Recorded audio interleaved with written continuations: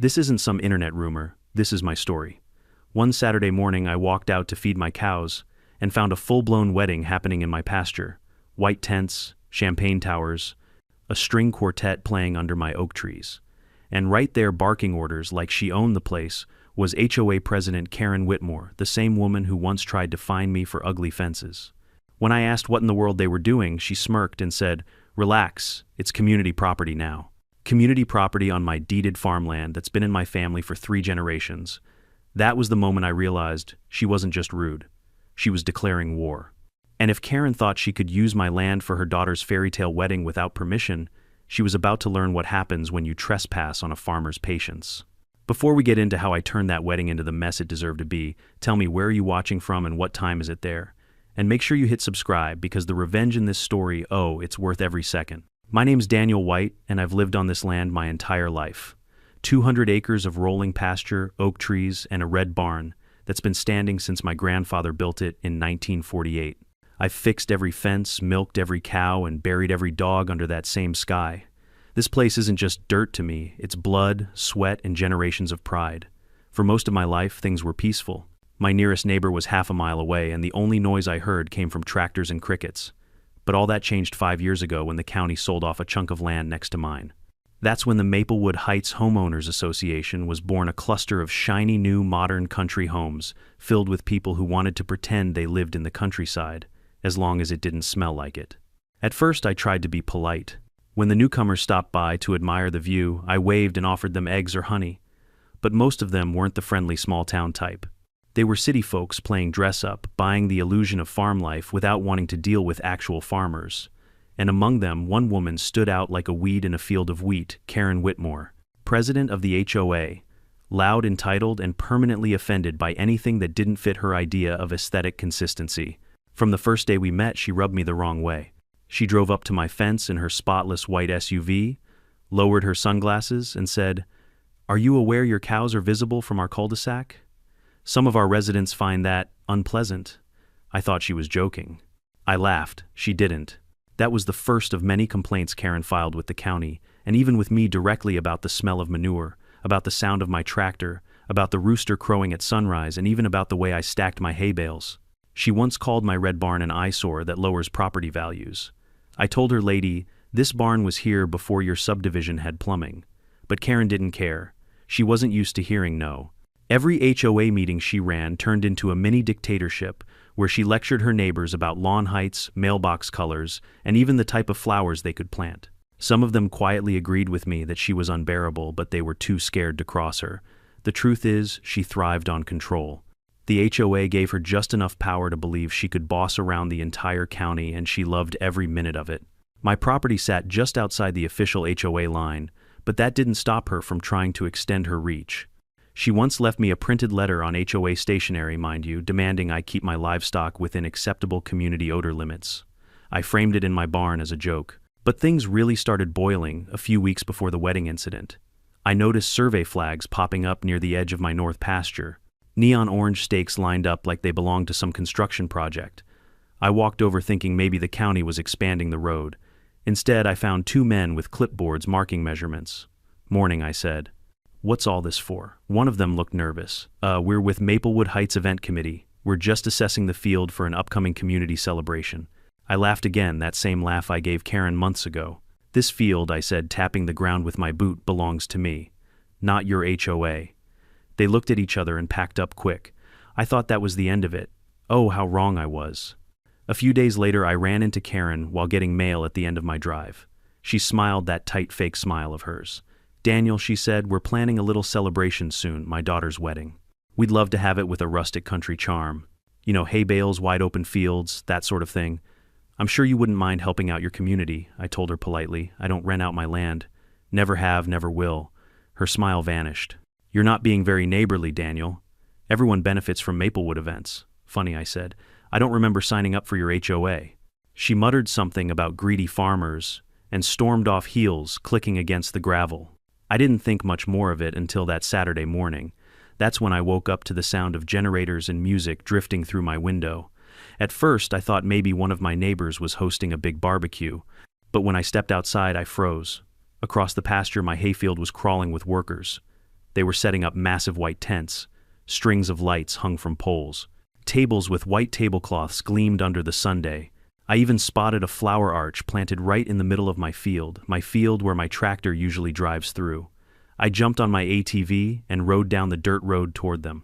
The closer I got, the clearer it became. This wasn't a small gathering. It was an event. Dozens of people were setting up sound systems, floral arrangements, and catering stations.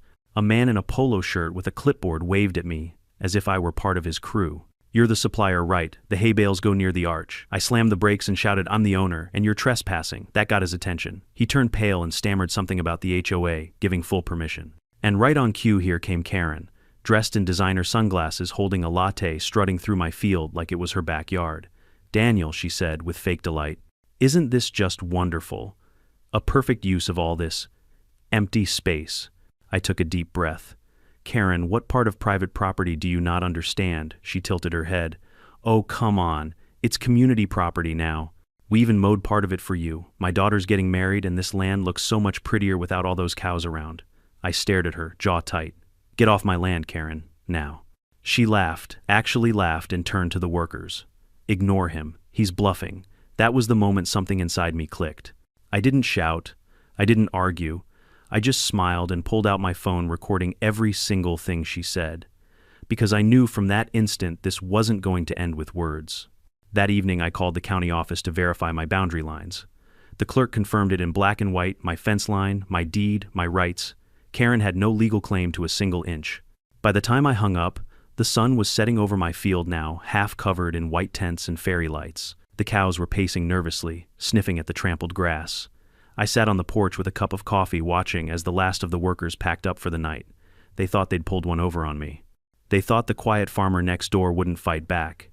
But I had other plans. As I watched the wedding setup glowing in the distance, a grin crept across my face. If Karen wanted rustic charm, I was going to give her a version she'd never forget. And come morning, that field wouldn't smell like roses and champagne anymore. It would smell exactly like what she'd been pretending didn't exist in the countryside all along. Because out here, justice comes in the form of cow manure, fresh, warm, and poetic. By Friday afternoon, the so-called community event had turned into something that looked like a full-scale county fair minus my consent. The closer the wedding got, the more people poured onto my property. White delivery vans rolled through my gate as if they owned the place, caterers unloading champagne crates, florists arranging roses worth more than my monthly feed bill. They had even run power cables across my pasture, looping them through my fence posts. The smell of trampled grass mixed with perfume and hairspray. It was the kind of smell that didn't belong anywhere near a farm. My cows had retreated to the far end of the field, snorting at the invasion. I could almost hear them thinking, "What are these shiny humans doing on our turf?" I parked my pickup near the barn and walked straight toward the mess. My boots sank into the dirt that had once been fresh hay. A young man with slick-back hair and a walkie-talkie intercepted me. "Sir, please step back," he said politely but firmly. "We're on a tight schedule." "Yeah," I said, crossing my arms. "Whose schedule?" "Because I don't remember renting out my farm." He blinked, confused. "You're not with the HOA?" "Nope," I said. "I own the land you're standing on, and you're trespassing." He hesitated. "Mrs. Whitmore told us this area was community approved. We have a permit." "Show me," I interrupted. He flipped through his clipboard and pulled out a paper that looked about as official as a grocery list. "Event authorization, Maplewood Heights HOA, signed by," he squinted, "President Karen Whitmore." I almost laughed. "That's cute. You realize an HOA permit means nothing outside their boundary, right?" he stammered. "You'll have to take it up with Mrs. Whitmore." "Oh, I intend to," I said, pushing past him. And there she was. Karen Whitmore herself, in all her overconfident glory. She wore a wide-brimmed hat, a floral blouse, and the kind of smirk that makes your blood pressure rise. She was supervising workers who were setting up a huge arch covered in pink and white flowers right where my irrigation line ran underground. "Well, if it isn't Farmer Dan," she called out cheerfully. "You're just in time to see the magic." "Magic," I repeated. "Karen, you're building a fantasy on my property. You need to pack up and leave. Now." She sighed dramatically, like a teacher explaining basic math to a stubborn child. "Daniel, really. The HOA voted that this open land serves as a shared community buffer zone. It's for the greater good. Besides, my daughter deserves a beautiful backdrop for her wedding. We all win. We all win," I said. "Lady, my fence is the property line. And that line doesn't move just because you don't like how it looks." Her voice sharpened. This attitude is exactly why people complain about you. We're trying to bring class and value to this neighborhood, and you're stuck in the past with your animals. I couldn't help but grin. Funny those animals never tried to steal my land. She turned away, waving me off like a fly. Don't be dramatic, it's just one day. One day too many. I took out my phone and started recording. The camera caught her yelling at me, the workers hammering stakes, the floral crew digging holes. Evidence. Cold, hard, undeniable. She noticed and scowled. You can stop filming Daniel. You're being childish. Karen, you're standing on my property. I'm documenting theft of use. That's not childish, it's smart. For a second, she looked unsure. But then she doubled down, as people like her always do. Fine, record all you want. By the time you finish, the ceremony will already be over. I said nothing, just smiled and walked back to my truck. Because deep down, I already knew words wouldn't fix this. When I got home, I called the county land office again, asking them to email me the latest GIS parcel map. Within minutes, I had it black lines, coordinates, and my name printed neatly over the very field they were trampling. I even printed it out and pinned it to the fridge. Then I called my old friend Sheriff Don McAllister. We'd gone to school together. Don, I said, I've got an HOA problem. He sighed immediately. Is it Karen again, bingo? They're setting up a wedding on my property tomorrow. He chuckled. You serious? Dead serious. Well, that's trespassing, but unless they cause damage or refuse to leave when asked, it's mostly civil. You could press charges, but it'll take time. Time's fine, I said. I just wanted to know where the line is legally. He paused. The line's your fence, Danny. You're within your rights to protect your land. Just don't do anything stupid. I smiled, looking out the window at the glowing fairy lights now flickering in my field. Define stupid, he groaned. You know what I mean. No violence, no property damage. Record everything. Already on it, I said, hanging up. That night, I didn't sleep much. I sat on my porch, listening to crickets, while my cows shifted restlessly in the distance. The laughter of workers still echoed faintly under the night sky. My field, my home, had been turned into someone else's playground. I thought about my grandfather, who used to say, a man's land is his word made solid. And right then I swore no one, especially not an HOA queen, would take that word away from me. Around midnight, the workers finally left. The tents shimmered in the moonlight, perfectly set for tomorrow's magical wedding. White chairs in rows, a dance floor, a small wooden sign that said, Whitmore Wedding Happily Ever After.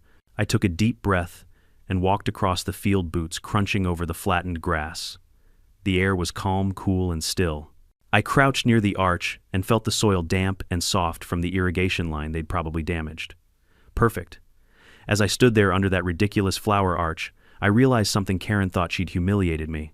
She thought she could walk all over me because I was just a quiet farmer with no influence. But what she didn't realize was that quiet doesn't mean powerless. It means patient. And patience on a farm grows into something powerful, especially when mixed with a little manure. I walked back to the barn, flipped on the light, and stood in front of my tractor. There it was, the big red John Deere, with the manure spreader hooked on the back. I ran my hand across the metal edge, smiling to myself. An idea was forming, half petty, half poetic, and entirely satisfying. I spent the next hour double-checking the spreader, making sure the engine purred like a cat. I even topped it off with the freshest, richest manure pile we had, courtesy of my most productive cow, Daisy. As I locked up the barn, I looked back toward the glowing wedding site one more time. I could almost see tomorrow playing out in my head, Karen's smug grin fading the guests' horrified faces, the bride's shrieks. Yeah, tomorrow was going to be one for the history books. Before heading to bed, I opened my phone and hit record. The camera framed my dark field and the moon overhead. This is Daniel White, I whispered into the mic. And tomorrow the HOA learns what farm fresh revenge really smells like. Then I smiled and hit save. Saturday morning broke warm and bright, one of those perfect Nebraska days where the air smells like sunlight and soil. Except this time it also smelled like perfume, exhaust, and arrogance. By 7 a.m., cars began flooding the gravel road that ran along my fence. Luxury sedans, SUVs with ribbons on their hoods, even a white limousine that looked way too fragile for farm country. The entire Maplewood Heights HOA had apparently decided to attend. I poured myself a cup of coffee and stood on my porch watching as the guests poured out, dressed in pastel suits and glittering dresses. They tottered across my pasture in high heels, complaining about the mud they were creating themselves. Watch the cow poop, one woman squealed. I chuckled under my breath. If only you knew what's coming, I thought. From my porch, I could see Karen Whitmore commanding the chaos like a general preparing for battle. She wore a flowing pink dress and a giant sun hat, barking orders into a walkie-talkie. Her husband trailed behind her, looking like a man who'd rather be anywhere else. "Get those flowers centered, and where's the cake? I said the cake should be refrigerated," she shouted. As she paced across my field, she didn't even glance at my house. To her, I was invisible, the background character in her little production. That was fine by me. Invisible men make the best revenge artists. At 9:00 sharp, the orchestra started playing. Violins, cellos, and a harp all echoing across my pasture. The music was so loud it startled my cows, who began mooing in protest. I went to calm them, but not before I noticed something that made my jaw tighten. One of the workers had moved my fence posts. They'd taken down a 20-foot section to make room for a better view of the ceremony. My property line erased without a thought. That was it. I wasn't just angry anymore, I was locked in. I walked back to my house, grabbed my camera, and began recording from the upstairs window. Every moment, the guests sitting the officiant, speaking the bride, walking down the aisle, captured in full HD. The perfect evidence. The bride, Karen's daughter, was radiant in a designer gown, though her smile looked stiff. The groom, a lanky man with slick hair, fidgeted the entire time, probably wondering why the air smelled faintly like cows and gasoline.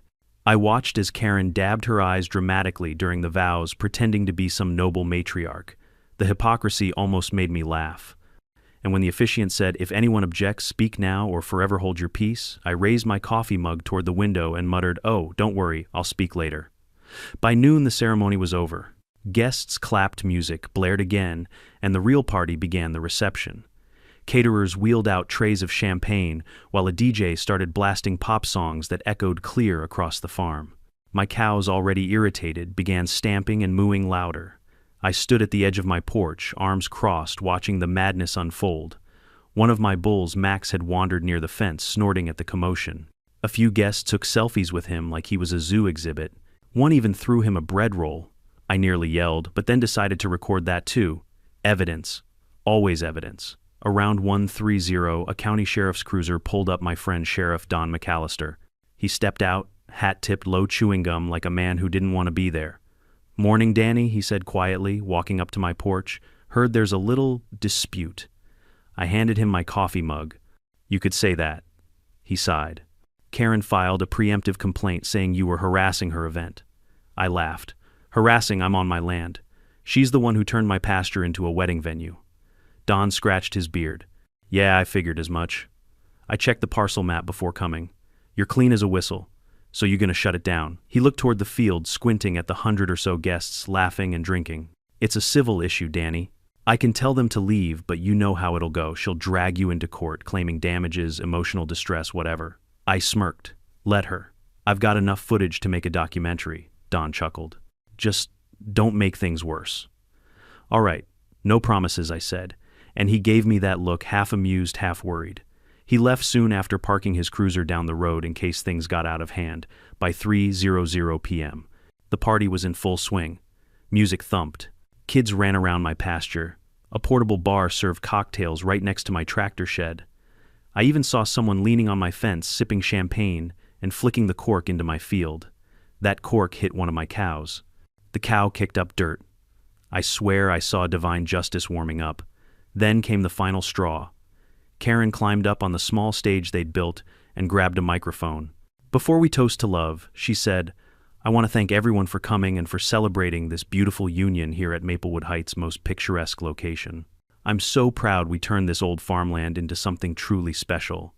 The guests clapped, cameras flashed. I nearly dropped my mug. Old farmland? No, it was my farmland, still is. That moment, her words sealed her fate. By sunset, the wedding wound down, but the reception setup remained for the next day's brunch celebration. That meant they planned to come back same time, same place. Perfect. That night, I sat in my barn under the buzzing yellow light, surrounded by my tools, the smell of hay, and the rhythmic breathing of my cows. My dog Ranger lay at my feet, tail thumping lazily. "Tomorrow's gonna be busy, boy," I told him. "We're gonna clean this place up our way." He barked once, as if he understood. I walked to the back of the barn where my manure spreader sat, waiting, a wide steel beast attached to my John Deere tractor. I checked the tires, the hydraulic lever, and the feed belt. All in working order. Then I filled it. Every last shovel of the freshest, most aromatic manure I could find, thick, rich, and wonderfully potent after last night's feed. The smell nearly made my eyes water, but I smiled through it. This wasn't just manure anymore. It was justice. By midnight, I had everything ready. I even parked the tractor facing the wedding site, its silhouette looming under the moonlight like a quiet promise. Before heading to bed, I stepped outside one last time. The field was silent, the tents glowing faintly in the dark. My land, my rules. As I walked back to the house, I whispered to myself, "Tomorrow, Karen, you'll finally smell what you've been ignoring." The next morning would be unforgettable, not for the vows, not for the flowers, but for the scent of justice that was about to roll across the Maplewood Heights horizon. The next morning, the sun hadn't even burned through the fog when I rolled out of bed. The air was cool, crisp, the kind that smells like dew and earth. Perfect conditions for spreading justice. I pulled on my old work jeans and the faded flannel shirt that had seen more farm seasons than Karen had manicures. I poured a cup of black coffee and stepped onto the porch. From there, I could already see the white tents in my field glimmering in the dawn light. The wedding reception tables were still set up untouched from the night before. The flowers wilted slightly, the champagne glasses glinted. It was like a silent battlefield waiting for a reckoning. "Time to get to work," I muttered. Ranger, my loyal shepherd mix, trotted beside me as I walked toward the barn. He wagged his tail like he knew exactly what was coming. Maybe he did. Inside, the smell of hay mixed with diesel and manure, the scent of honest living. I climbed into my green John Deere tractor, turned the key, and felt the engine rumble to life beneath me.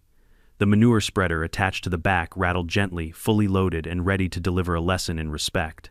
I'd spent hours last night collecting the freshest, richest manure I could find, courtesy of Daisy Max and the rest of the herd. The pile was still warm, practically steaming. Nature's own revenge, organic and effective. I rolled slowly down the dirt path toward the wedding site. The sound of the tractor broke the morning stillness.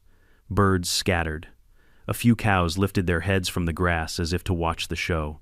When I reached the edge of the venue, I stopped and took in the scene. Rows of white chairs neatly arranged in front of the arch, a long buffet table covered with white linen. Pink flower petals scattered over the ground. Expensive rental speakers sitting on metal stands. I almost felt bad. Almost. Then I remembered Karen's smirk, that dismissive wave of her hand when I told her to get off my land. That was all the fuel I needed. "All right," I said, gripping the lever. "Let's make it pretty." I eased the clutch forward. The tractor crept into the field, its tires crunching over the soft soil. I flipped the hydraulic lever, and the spreader roared to life. The manure began to fly. Thick, wet, glorious arcs of brown justice sprayed across the field. Over the chairs, across the arch. Onto the tables. Onto the dance floor that had cost them thousands to rent. The smell hit immediately, heavy, pungent, powerful. I drove slow, methodical circles, coating everything evenly. The sunlight glinted off the wet surface like morning dew. Ranger barked happily from the fence line, tail wagging. When the spreader finally emptied, I shut off the engine and surveyed my masterpiece. The once pristine wedding venue now looked like something out of a disaster movie. Brown streaks everywhere, thick puddles under the arched chairs, half-buried tablecloths sagging. It was disgusting. It was poetic. It was perfect. I parked the tractor, climbed down, and walked toward the wooden "Welcome to the Whitmore" wedding sign. It stood there proudly surrounded by chaos. I picked it up, wiped some dirt off it, and planted it firmly back into the ground, but not before hanging my own hand-painted sign underneath.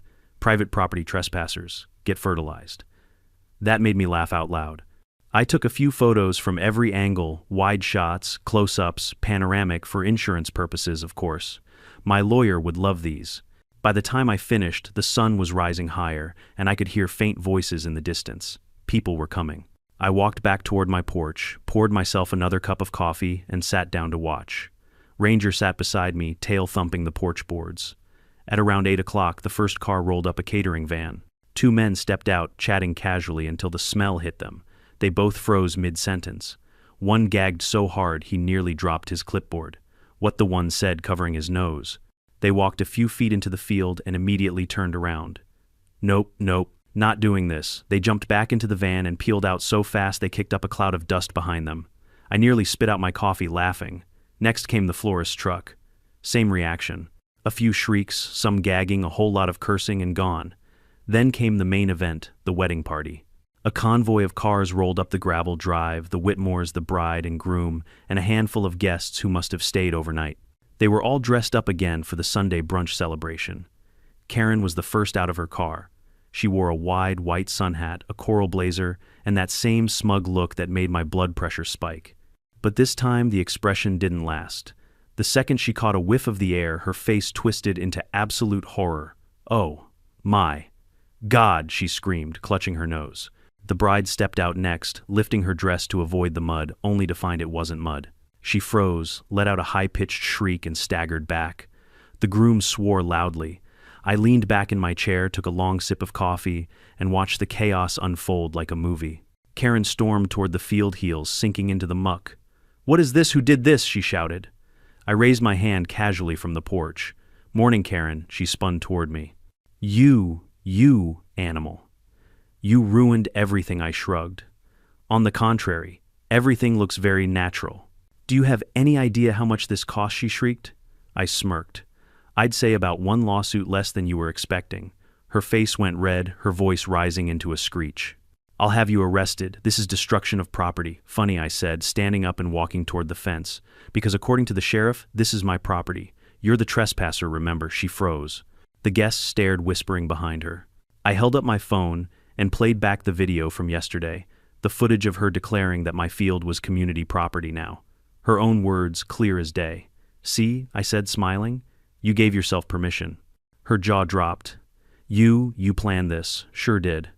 I figured if you were going to use my land for free, I might as well decorate it my way." The crowd started murmuring, a few people, even snickering. The bride was crying, the groom cursing under his breath, and Karen looked like she was about to explode. "Sheriff," she yelled. "Get the sheriff here now." As if on cue, a familiar cruiser rolled up. Don stepped out slowly, surveying the scene with one hand on his belt. The second he saw the mess, his eyes widened, then he stifled a laugh. "Morning, folks," he said calmly. "Everything all right here." Karen pointed at me, trembling with fury. "He destroyed our wedding." "Arrest him immediately." Don raised an eyebrow. "For fertilizing his own field. This isn't funny," she snapped. "He spread that all over our decorations." Don sniffed the air and made a face. "Yeah, well, maybe next time you'll ask before setting up a party on private land." Karen sputtered, speechless. Don looked over at me. "Danny, you got video of them trespassing?" "Sure do," I said, handing him my phone. He scrolled for about 30 seconds, nodded, and handed it back. "Yep, looks like you're clean.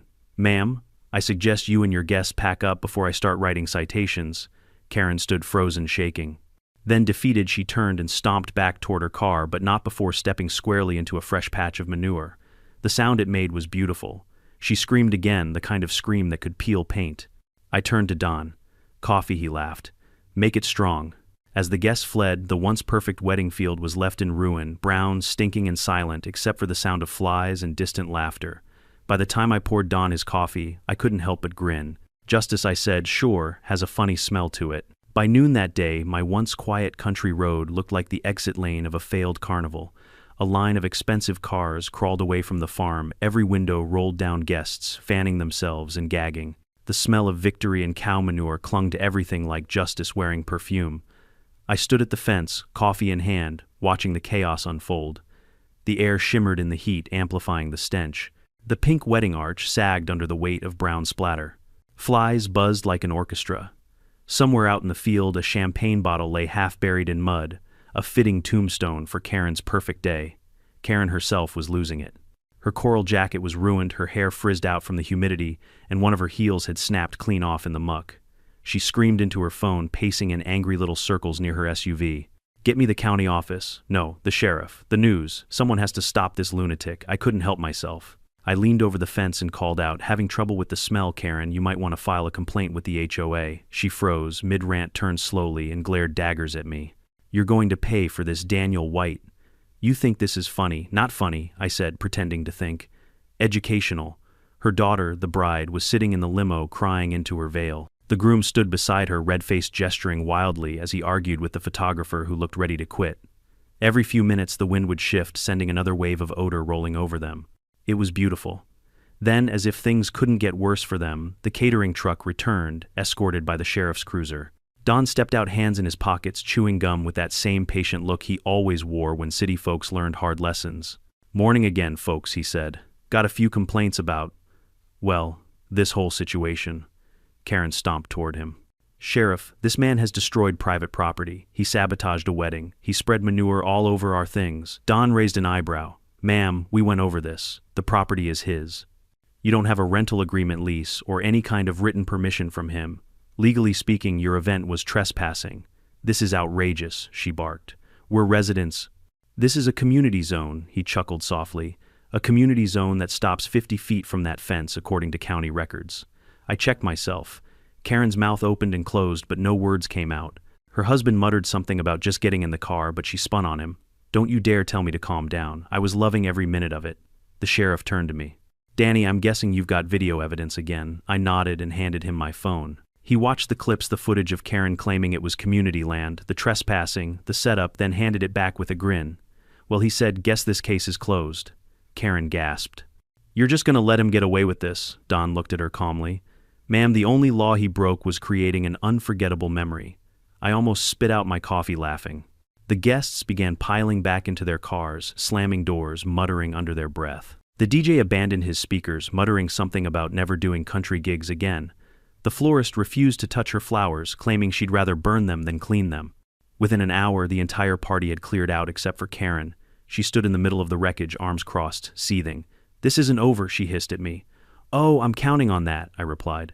Because when it is, I plan to sell t-shirts.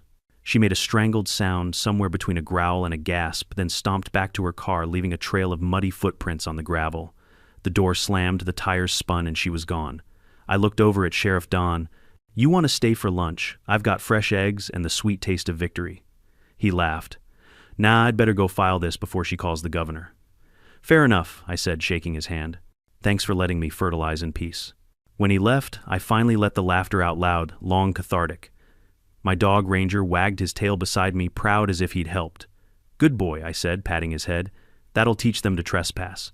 By late afternoon, the sun was high, and the smell had mellowed slightly, though I doubted anyone from Maplewood Heights would ever forget it. I spent a couple hours cleaning up around the edges of my barn and setting the fence back in place. Every once in a while, I'd glance over at the field and grin. The wedding site was a total loss. Tables toppled, flowers gone, white chairs stained forever. You couldn't scrub that much karma off with 100 gallons of bleach. And just as I was finishing up, I noticed something, a drone buzzing above the field. At first, I thought it belonged to Karen, maybe trying to film evidence. But then my phone pinged a message from a buddy in town. Bro, are you trending? There's a video of a farmer covering an HOA wedding in Manure. 20K views already. I blinked, then opened the link. Sure enough, someone had recorded the whole thing from the road, my tractor rolling through the field like a tank of vengeance manure flying in cinematic slow motion. The caption read, HOA wedding gone wrong, farmer teaches entitled neighbors a lesson. I couldn't stop laughing. By the time I refreshed, the view count had doubled. By evening, I had phone calls from reporters, friends, even a local radio host who wanted an interview. The clip was spreading faster than Karen's gossip ever could. Meanwhile, the HOA was imploding. According to another message from a neighbor, Jim, a good guy who secretly hated Karen's rule, the board was furious. She never told anyone she was using your land, he texted. Half the board wants her gone. HOA meeting tonight is going nuclear. I poured myself another cup of coffee, stepped out onto the porch, and looked toward Maplewood Heights. Their streetlights glowed faintly in the distance, and for the first time they looked smaller than my farm, not bigger. I smiled. Guess the kingdom's losing its queen. Sure enough, later that night I heard shouting echoing from the direction of the subdivision, muffled voices slamming doors. I didn't need to see it to know what was happening. Karen's little empire was crumbling. And as poetic as that was, the best part was yet to come. 2 days later, I got an official letter in the mail, Maplewood Heights HOA disciplinary notice. At first I laughed, thinking it was one of Karen's final jabs. But when I opened it, I realized it wasn't addressed to me, it was addressed about her. The HOA board had voted to remove her as president effective immediately due to misuse of community resources and public embarrassment. It even included a fine for unauthorized use of property and damage to community reputation. I pinned it right next to her old complaint letter in my barn, the one about unacceptable livestock odor. Seemed fitting. By the end of the week, the viral video had over 1 million views. People from all over the country were commenting things like, "That farmer is a hero. Justice smells sweet. This is what happens when you mess with the wrong guy's land." A local news station even called it the most satisfying HOA revenge story of the year. Karen, meanwhile, went silent. No more letters, no more visits, no more pastel SUVs creeping down my driveway. Peace had finally returned to the farm, along with a faint, lingering scent of poetic justice. That evening, I sat on my porch watching the sun set over the field, my field glowing gold under the sky. Ranger lay beside me, tail flicking lazily. I raised my coffee mug in the air and said, "To boundaries, boy, and to people who learn them the hard way," he barked once approvingly. For the next few days, the phone at my house didn't stop ringing. Some calls were from reporters, others from neighbors, and a few from random strangers across the country who'd somehow found my number through the local paper. Apparently, when a story involves Manure and HOA president and poetic justice, it travels faster than wildfire in July. One voicemail started with laughter and ended with, "Sir, you're my hero. My HOA once fined me for leaving a garden hose visible. Thank you for doing what we all dream of." Another message came from a man in Texas. "Buddy, you just gave every farmer in America a playbook for dealing with Karens." I didn't ask for fame, but I couldn't deny it was satisfying. Meanwhile, the Maplewood Heights HOA was having a full-blown meltdown. Rumors spread through town faster than Karen's perfume on a windy day. At first, they tried to control the narrative, sending out a community newsletter titled, "Unfortunate Misunderstanding on Adjacent Property." It claimed the event location was incorrectly mapped due to GPS discrepancies. Nice try. The very next day, my video, the one where Karen declared my land community property now, was featured on local TV. The anchor smiled so hard she nearly cracked her makeup. "Well, folks," she said, "if you ever wondered what happens when you mess with a farmer's land, here's your answer. The HOA board couldn't recover from that kind of exposure." At the emergency meeting held 2 nights later, they publicly voted to remove Karen as president. My neighbor Jim, who secretly hated her guts, sent me a text right after the meeting. It was glorious. "She tried to play victim, but the board showed your video on the projector. The whole room smelled imaginary manure." According to him, the crowd gasped when they heard Karen say, "Relax, it's community property now." Some members laughed, others shook their heads. The treasurer resigned on the spot, muttering, "I didn't sign up for this circus." By the end of the night, Karen's gavel had been stripped from her both figuratively and literally. She stormed out humiliated, swearing that she'd take this to court. And true to her word, a week later I got a thick envelope delivered by certified mail. Whitmore v. White notice of civil action. I'll admit for a split second my heart skipped a beat. But then I opened it, read the accusations, and burst out laughing. The lawsuit claimed I had caused emotional distress, defamation, and environmental damage to community property. She even included an invoice for the cost of the wedding, $47,000. I called my attorney, a sharp old guy named Franklin Pierce, who'd been my legal pit bull for years. I told him the story. There was a pause on the line. Then he said, deadpan, "She wants to sue you for spreading manure on your own land." "Exactly, Danny, that's not a lawsuit, that's a comedy show. Send me the paperwork." 2 days later, Franklin called back laughing so hard I could barely understand him. Her lawyer withdrew Danny. Apparently Karen neglected to mention that there's a dozen videos of her trespassing and bragging about it. "You're fine. Hell, you should countersue for defamation." That idea stuck in my head for a minute, but honestly, I didn't need more drama. Karen had already buried herself deeper than any lawsuit could. Instead, I decided to do something better. I posted my own statement online. To everyone asking about the incident, no, I didn't plan to become a viral sensation. I just believe in respecting property and boundaries. You don't get to take what isn't yours, no matter how fancy your dress is. And yes, the cows are fine. Within an hour, it had thousands of likes and shares. People called it the most satisfying statement ever written by a farmer. One comment said, "You handled that with more class than most politicians." Another wrote, "You should run for HOA president just to disband the HOA." I laughed, but the truth is something had changed. People started treating me differently in town. The cashier at the hardware store winked when I came in. The post office clerk called me the legend. Even the sheriff started introducing me at the diner as the man who won the war without firing a shot. Meanwhile, over at Maplewood Heights, Karen's empire crumbled piece by piece. The new HOA board president, a soft-spoken retired teacher named Mr. Hollis, came to visit me personally a few weeks later. He showed up at my gate holding a pie his wife had baked. "Mr. White," he said nervously, "I just wanted to apologize on behalf of the HOA. What happened was, well, outrageous." I nodded. "That's one word for it." He cleared his throat. We've implemented new bylaws to ensure nothing like that ever happens again. And we'd like to offer to pay for any cleanup or damages." I chuckled. "You don't owe me a thing, Mr. Hollis. Consider it fertilizer." "The field's greener than ever." He blushed, handed me the pie, and left quickly, probably afraid I'd make him sign something. After that, peace returned. The HOA kept to their side of the fence, and I kept to mine. No more letters, no more drones, no more pastel SUVs creeping up the driveway. But one afternoon, about 2 months later, I was in town picking up supplies when I ran into Karen herself. She looked different, thinner. Her hair shorter, darker, like she was trying to disappear. She was loading groceries into her trunk when she noticed me. For a moment, we just stared at each other. Then she said, "You think you won, don't you?" I smiled. "I didn't need to win. I just needed you to stop." Her jaw tightened. "You embarrassed me. You humiliated my family." I nodded slowly. "You did that all by yourself, Karen." She opened her mouth to reply, then shut it, slamming the trunk shut instead. Her tires squealed as she sped off. I stood there for a while, watching her car disappear down the road, feeling oddly satisfied. Not gloating, not angry, just peaceful. Justice, I realized, doesn't always come from courtrooms or cops. Sometimes it comes from standing your ground, from reminding people that respect is earned, not demanded. A week later, I received a check in the mail, $1,000. It came from the new HOA board marked as community goodwill. I donated it to the local 4-H club for kids raising livestock. Figured it was better used teaching the next generation that farmers aren't the villains people think they are. And then came the cherry on top. The county invited me to speak at an agriculture awareness event. The organizer said, "You represent what rural integrity looks like, and your story, well, people can't stop talking about it." When I walked on stage that evening, facing a crowd of ranchers, students, and small-town families, I kept my words simple. I'm not a hero. I'm just a man who loves his land.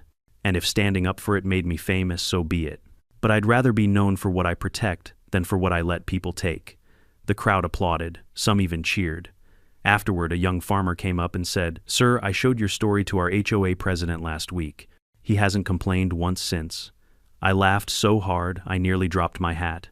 When I got home that night, I sat on the porch again, the stars glittering over the quiet fields. The smell of fresh-cut hay filled the air, clean, honest, earned. I looked over at the spot where Karen's wedding had once been. The grass there grew greener and thicker than anywhere else. I guess manure really does make things thrive in more ways than one. It's been 6 months since the wedding incident, and life on the farm has gone back to the kind of quiet that feels like peace, not silence. Every morning the sun crawls over the fields, the roosters crow on time, and the cows lumber toward the feeding trough like they always have. The only sound louder than the crickets at night is my old windmill creaking in the breeze.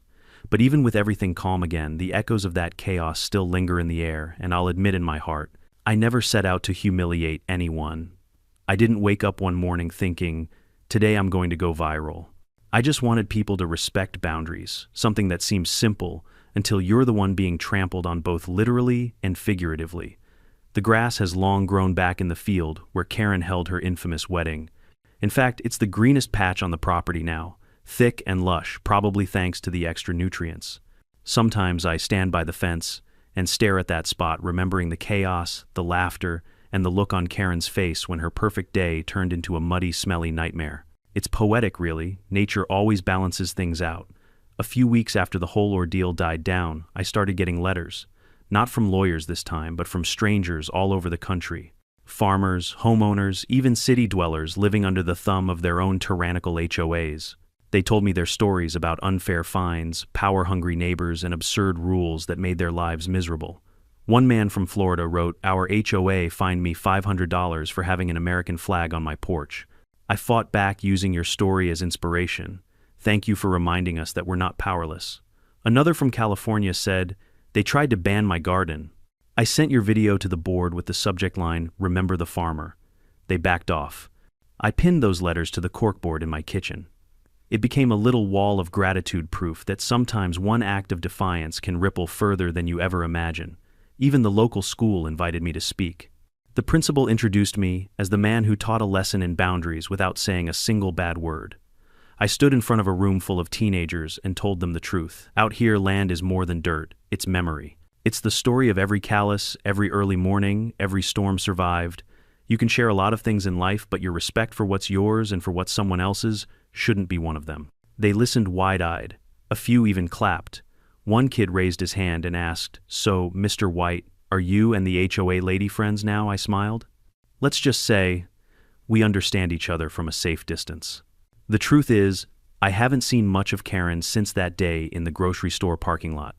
Word around town is that she sold her house and moved in with her sister upstate. Her property went on the market quietly, no HOA President's Dream Home signs this time. When the for sale notice went up, a few neighbors stopped by to watch, pretending not to smile. I didn't celebrate, but I won't lie, the air smelled cleaner that day.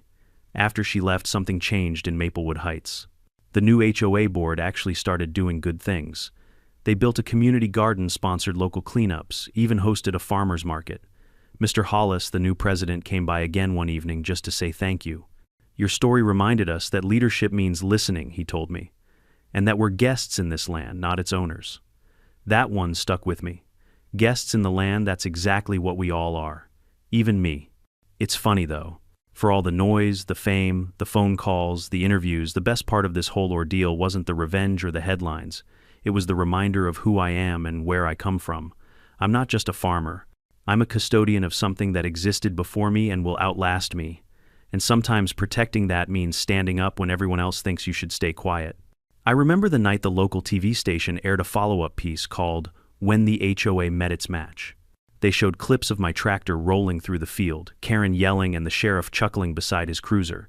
Then they cut to me on my porch, coffee in hand, saying, "All I did was defend what's mine. You can't build your dreams on someone else's ground." That clip became one of those quotes people started sharing online. Some printed it on mugs. Someone even sent me a t-shirt that said "Fertilize the Problem" in bold letters. I laughed so hard I nearly choked on my coffee. But, humor aside, I realized something deeper. There's a strange kind of power in quiet dignity. You don't have to scream to be heard. You just have to act with patience, with purpose, and maybe with a little creativity. These days, when I wake up and look out at that field, I don't see the mess anymore. I see a lesson, one that took a few gallons of manure and a whole lot of nerve to teach. I built a new fence along the property line, higher, sturdier, lined with oak posts that'll probably outlive me. On each post, I hung a small wooden plaque that says, "Respect boundaries, grow peacefully."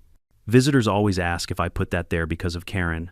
I just smile and say, let's call it insurance. One morning, as I was painting the last post, my neighbor Jim came by. He leaned on the fence and said, "You know, Danny, if you ever wrote a book about this, I'd buy 10 copies. I laughed. "What would I even call it?" He grinned. "Maybe The Day Karma Wore Boots." We both cracked up so hard, I nearly dropped my paintbrush. That night, after the chores were done and the sun dipped below the tree line, I sat on my porch again. Same chair, same coffee mug, same peace. Ranger lay at my feet, snoring softly.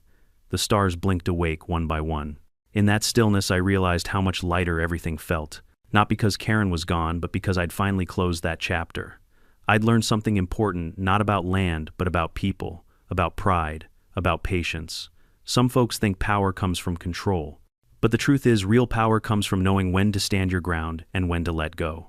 So to anyone watching or listening, whether you've got a patch of dirt, a condo, balcony, or just a small space you call your own, here's what I've learned. Protect what's yours, but don't lose yourself in the fight.